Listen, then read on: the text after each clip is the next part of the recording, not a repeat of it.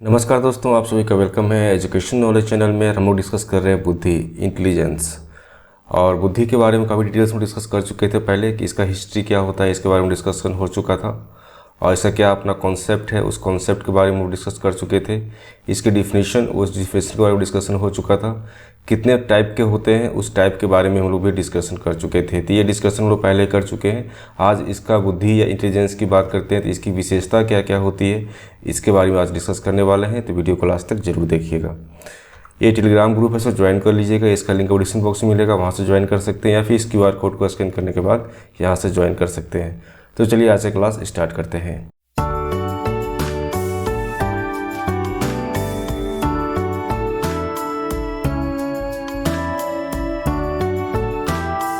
Video को like दीजिएगा और शेयर कीजिएगा अपने ग्रुप में। अभी तक सब्सक्राइब नहीं किए तो सब्सक्राइब कर लीजिएगा। बात हो रही है बुद्धि का, बात हो रही है इंटेलिजेंस। तो इंटेलिजेंसी किसे कहते हैं, हम इसके बारे में समझने वाले हैं कि इंटेलिजेंस कहते हैं या बुद्धि की बात की जाती है तो बुद्धि का डिफिनीशन क्या होता है, इसको पहले समझ लेते हैं, उसके बाद उसकी विशेषता के बारे में डिस्कस करेंगे। तो बुद्धि क्या है, एक मानसिक योग्यता होती है जो किसी भी व्यक्ति के लिए सोचने, समझने, कोई चीज़ को अनुभव से सीखने की बात करते हैं, समस्या को हल करने की बात होती है, या फिर नई परिस्थिति में अपने आप को किस उसके अनुसार किस प्रकार से अपने आप को एडजस्ट करते हैं, है ना। इस सभी चीज़ें क्या होती है कि इसके व्यवहार में सम्मिलित होती है। इसे हम लोग क्या कहते हैं, बुद्धि कहा जाता है। तो बुद्धि को हम विभिन्न तरह से समझ सकते हैं। इसके बारे में पहले डिस्कशन हो चुका था कि बुद्धि अगर बोला जाता है तो बुद्धि क्या होती है, जन्मजात होती है। और प्रत्येक व्यक्ति का जो बुद्धि होता है उसका एक दूसरे व्यक्ति से बिल्कुल अलग होता है। इसके बारे में डिस्कशन कर चुके थे, किस प्रकार से अलग होता है और किस सिचुएशन से और दूसरे से अलग होने के बावजूद भी बहुत सारे स्किल्स है उसके अंदर डेवलप हो जाता है। तो वही बात कहा गया है कि सारे बुद्धि की बात करते हैं तो मानसिक योग्यता की ही बात की जाती है। और मानसिक योग्यता के अंतर्गत बहुत सारी चीज़ें होती है। इसे सोचने की बात करते हैं, वहाँ पर समझने की बात करते हैं। कोई भी चीज़ों को आप समझते हैं, कोई भी चीज़ों को देखते हैं, उसके बाद उसका आपका क्या व्यू होता है, आपका फीडबैक कैसा जाता है, कोई चीज़ समझने के बाद आपका रिस्पांस कैसा होता है, वो सारी चीज़ें, बहुत सारी चीज़ें होती है जो अनुभव के द्वारा हम लोग सीखते हैं। किसी फील्ड में आप कुछ काम करते हैं, काम करने के दौरान बहुत सारी चीज़ें वहाँ से सीखने को मिलता है। तो वहाँ क्या होता है, एक्सपीरियंस से बहुत सारी चीज़ें सीखते हैं। समस्या को किस प्रकार से हल करना चाहिए इसके बारे में समझते हैं। नई परिस्थिति, नई तरह का सिचुएशन क्रिएट होता है। बहुत सारे बच्चे जो होते हैं एक सिचुएशन से दूसरे सिचुएशन में जाते हैं। ऐसे बच्चे क्या है कि पहले क्या होता है कि परिवार में होते हैं, फिर धीरे क्या होता है कि अपना वो स्कूल में जाते हैं, स्कूल के बाद धीरे वो समाज में जाते हैं। तो विभिन्न तरह की परिस्थिति उत्पन्न होती है, उसमें क्या होते हैं समायोजन करने की जो कैपेसिटी होती है सबकी अलग अलग होती है। तो यहाँ पे क्या होता है कि बुद्धि ही उसका मेन पार्ट होता है। इस कारण से क्या होते हैं कि सारे कार्य को कर पाता है। तो इसका डिफिनीशन था। अब नेक्स्ट बात करते हैं इसकी विशेषता क्या क्या होती है। अगर बुद्धि की विशेषता की बात करते हैं तो इसका बहुत सारे रूप आपको देखने को मिलेगा, जिसमें से कुछ इंपॉर्टेंट जो इसका विशेषता है इसके बारे में हम डिस्कस कर रहे हैं। जैसे कि पहला पॉइंट क्या होता है, समस्या समाधान की क्षमता। जैसे बुद्धि की बात करते हैं, बुद्धि क्या करता है कि प्रत्येक व्यक्ति की जितनी भी जटिल परिस्थितियाँ होती है उसमें सही निर्णय लेने का कैपेसिटी होती है और समस्या को हल करने के लिए हमेशा क्या होते हैं, योग प्रदान करती है। कौन प्रदान करता है, बुद्धि प्रदान करता है। कोई भी व्यक्ति, कोई भी स्टूडेंट है, कोई भी बच्चा है ना, विभिन्न तरह का सिचुएशन क्रिएट होता है। हो सकता है सारा सिचुएशन बहुत ज़्यादा जटिल हो, बहुत ज़्यादा कॉम्प्लेक्स हो, तो उसमें किस प्रकार से हम सही डिसीजन ले सकते हैं और साथ में जो भी समस्या होती है समस्या को किस प्रकार से हल कर सकते हैं, इस सभी का एबिलिटी जो है वो क्या कौन प्रदान करता है, हमारा बुद्धि, हमारा इंटेलिजेंस की बात होती है। और वहीं बात करते हैं अनुकूलशीलता। तो अनुकूलशीलता की बात की जाती है।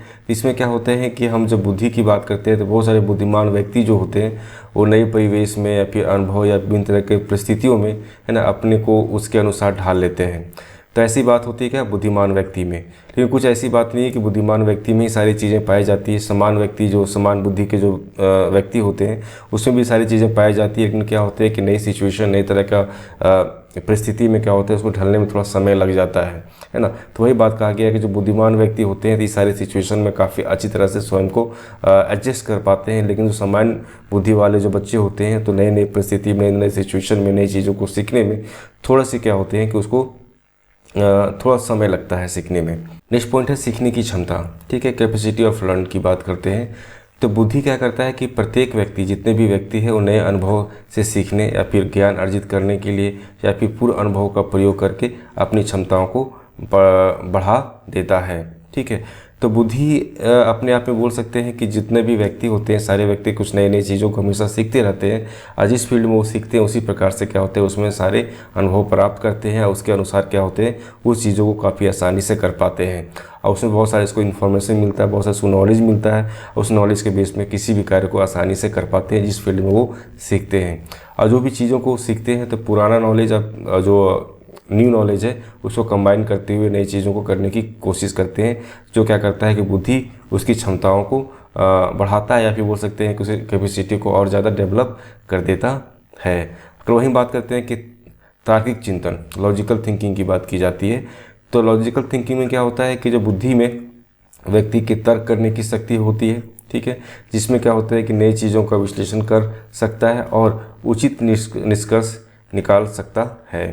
तो बुद्धि की मदद से, है ना, अपनी विवेक की मदद से बहुत सारे ऐसे व्यक्ति हैं जो तर्क के आधार पे क्या होते हैं कि विभिन्न तरह की चीज़ों को कर सकते हैं, या फिर बोल सकते हैं लॉजिकल थिंकिंग क्या होती है उसमें काफ़ी तरह बिल्ड होती है, या फिर उसकी कैपेसिटी बढ़ने लगती है, और बहुत सारी चीज़ों को जब उस तरह उसके आधार पर सोचते हैं, वो सारी चीज़ों को करने की कोशिश करते हैं, तो क्या होता है उसमें विश्लेषण करने की क्षमता भी बढ़ जाती है, जिस कारण से क्या उसका जो निष्कर्ष निकलता है वो बहुत उचित रूप से निकाल सकता है। ये सारी चीज़ें कैसे कर सकता है वो, उसकी बुद्धि किस प्रकार से काम कर रही है उसी प्रकार से सारी चीज़ों को वो कर सकता है। लॉजिकल थिंकिंग उसी प्रकार से उसकी चलती है।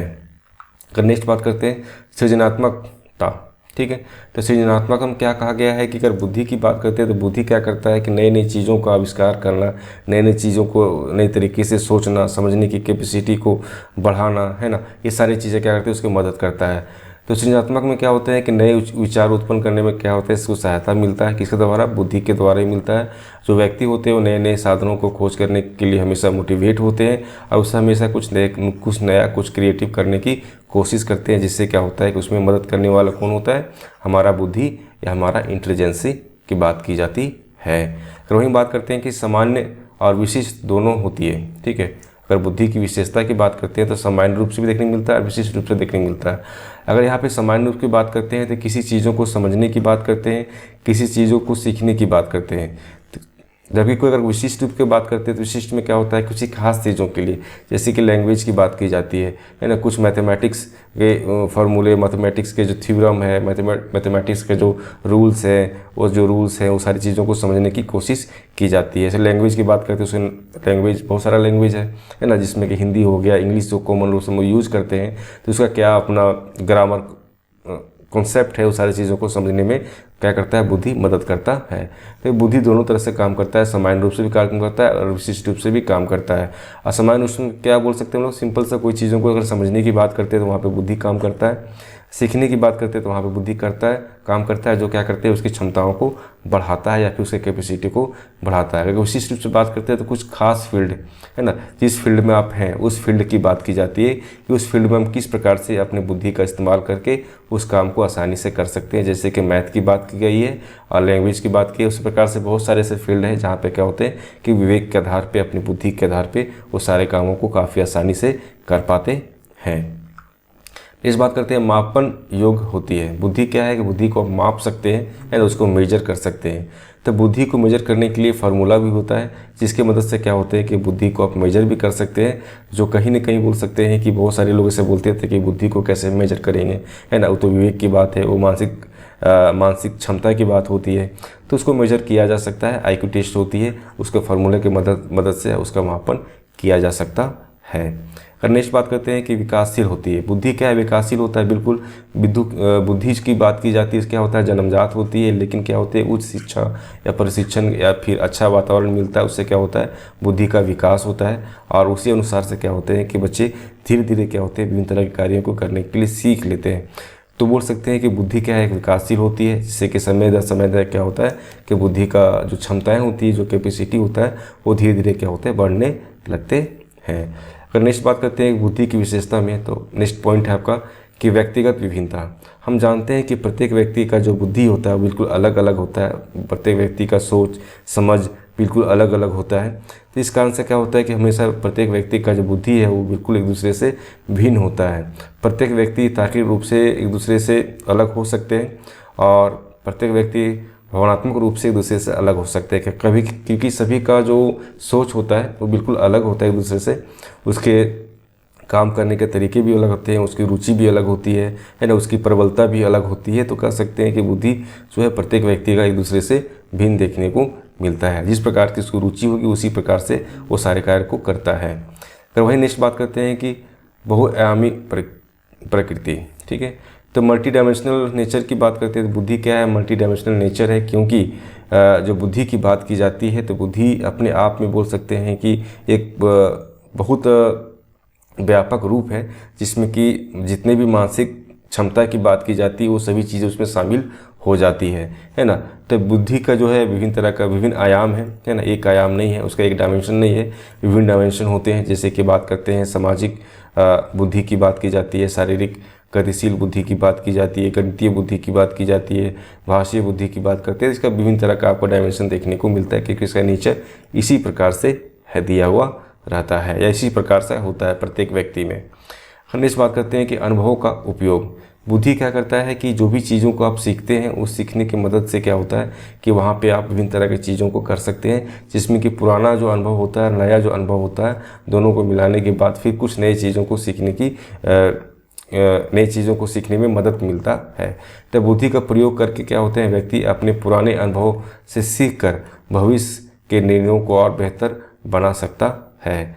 तो बुद्धि का जो प्रयोग होता है उसके प्रयोग करने से क्या होता है, जो भी व्यक्ति होते हैं पुराने अनुभव को के आधार पर नई चीज़ों को सीखने की कोशिश करते हैं, जिससे क्या होता है उसका भविष्य में विभिन्न तरह की चीज़ों को करने की बातें होती है। जैसे कि कोई बच्चा ऐसा है जो 5-6 क्लास में है, अगर वो मैथ पढ़ रहा है तो सिंपल सा बात है, उसको एडिशन, सब्ट्रैक्शन, मल्टीप्लिकेशन है ना, कुछ और रीजनिंग टाइप से कुछ क्वेश्चंस उसको मिलते हैं। लेकिन बच्चा धीरे धीरे बड़ा हो जाता है, 9th-10th क्लास में जाता है, तो उसी प्रकार से क्या होता है उसका लेवल और धीरे धीरे बढ़ता चला जाता है। तो पुराने नॉलेज और नए नॉलेज को मिलाते हुए नई चीज़ों को हमेशा सीखना शुरू कर देता है, जिससे क्या होगा आगे चल के क्या होते हैं कि वो भविष्य में जो भी मैथ के जितने भी कॉन्सेप्ट होते हैं वो धीरे धीरे क्या होते हैं समझने की कोशिश करने लगते हैं और अपने लाइफ में उसको इस्तेमाल करने लगते हैं।